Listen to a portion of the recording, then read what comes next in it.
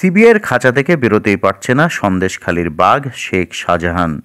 ৮ দিনের সিবিআই হেফাজত শেষে শুক্রবার ফের আদালতে পেশ করা হয়েছিল শেখ শাহজাহানকে।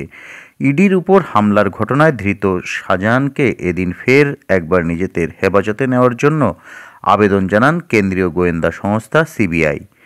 বসিরহাট আদালতের বিচারক এদিন ফের শেখ শাহজাহানের সিবিআই হেফাজতের নির্দেশ দিয়েছেন।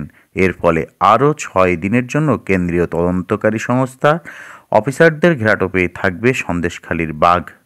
শেখ শাহজাহানকে আগামী ২৮শে মার্চ পর্যন্ত ৬ দিনের সিবিআই হেফাজতে পাঠানোর নির্দেশ দিয়েছেন বিচারক। একই সঙ্গে ধৃত মেহবুব মোল্লা, সুকমল সর্দারকেও ২৮ মার্চ পর্যন্ত সিবিআই হেফাজতের নির্দেশ দেওয়া হয়েছে। এর পাশাপাশি শেখ আলমগীর ও মাহফুজার মোল্লাকে ৩১ মার্চ পর্যন্ত অর্থাৎ ৯ দিনের সিবিআই হেফাজতে পাঠানোর নির্দেশ দিয়েছে বসিরহাট আদালত। অপর দুই ধৃত জিয়াউদ্দিন মোল্লা ও দিদার বক্সকে ২৬ তারিখ পর্যন্ত অর্থাৎ ৪ দিনের সিবিআই হেফাজতে পাঠানো হয়েছে।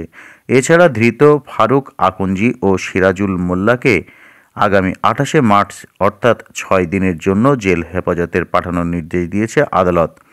এদিন সন্দেশখালীর ঘটনায় যতজনকে আদালতে পেশ করা হয়েছিল তার মধ্যে ফারুক আকঞ্জি ও সিরাজুল মোল্লা বাদে বাকি সবাই থাকছে সিবিআইয়ের ঘেরাটোপে।